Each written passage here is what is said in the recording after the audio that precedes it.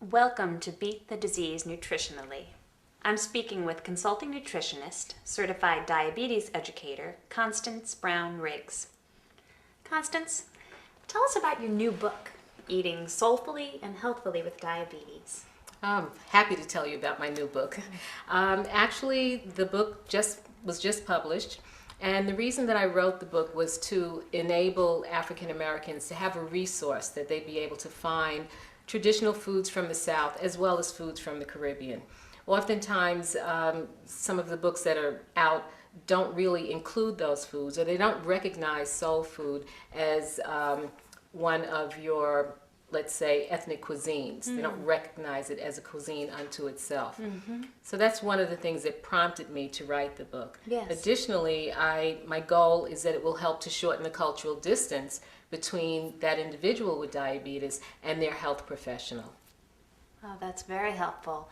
I think too, because then it's acknowledging that people may still be able to enjoy certain foods that are maybe part of their, culture or things that have been passed down from Absolutely. generation, but there's a way to enjoy them healthfully. Definitely. And that is the key message, that you don't have to give it up, that you don't have to think, oh, I've got diabetes, now I'll never be able to have another piece of cornbread or my macaroni and cheese or my collard greens. Or, How can I live? that's it. So the point is that yes, you can have those foods, Yes. but the first thing that you need to do is, number one, understand the disease process, and then number two, learn how those foods work, how they affect your diabetes, how to cook them and prepare them differently so that they don't have all the added fat and all the added salt and so on that causes a problem for many people. Exactly. Oh, I think that will be very helpful. Now, your book, it refers to the soul food pyramid.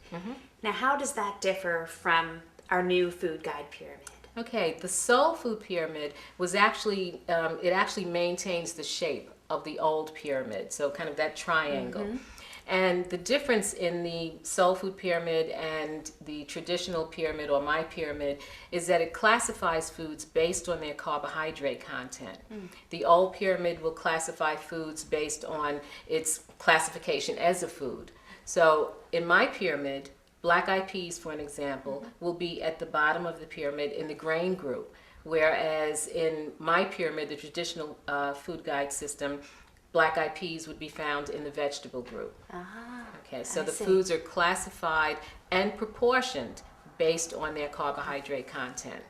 So it makes it very easy for one to just look at that pyramid and understand what has carbohydrate and what doesn't have carbohydrate. Yes, yes. So any preconceived ideas or anything else that they may have thought about what a carbohydrate is, here on this chart they can very clearly see, okay, this is this amount. Definitely, Okay. definitely. The visual, also foods that contain carbohydrate are shaded in that pyramid. And so the meat group, which includes meat, fish, chicken, and then the fat, they're not shaded. So immediately when looking at that, we'll know, well, everything else except for the meat and the fat does have carbohydrate. Right. Now, you have quite an education. Just reading your credentials, I was amazed. You've obviously been working very, very hard. Can you tell us a little bit more about your journey in getting to where you are today? Well, my journey has been just that. It's been a journey, and to make a long story short, I started out years ago working as a dietary aide in a hospital. And I actually got that job as part of what was called work study program, because early on I knew I wanted to be a dietitian. That was my goal. And through persistence, I achieved that goal, working as a registered dietitian. And one of the things that I learned throughout my education is the importance of volunteering and networking, and that the two pretty much work together. So that's started the journey. And I became active in the Long Island Dietetic Association, and from there I was active in the New York State Dietetic Association, ultimately becoming president of the association. And just recently elected to the nominating committee of the American Dietetic Association. And what exactly does that involve? Well, the nominating committee is really a challenging position with a great deal of responsibility because we're selecting the leaders for the organization. And the American Dietetic Association, we have over 70,000 members.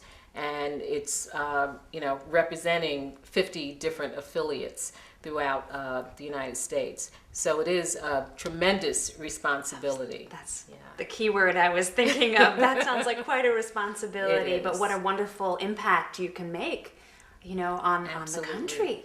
Absolutely. I mean, that's wonderful. Pick up a copy of her book, Eating Soulfully and Healthfully with Diabetes.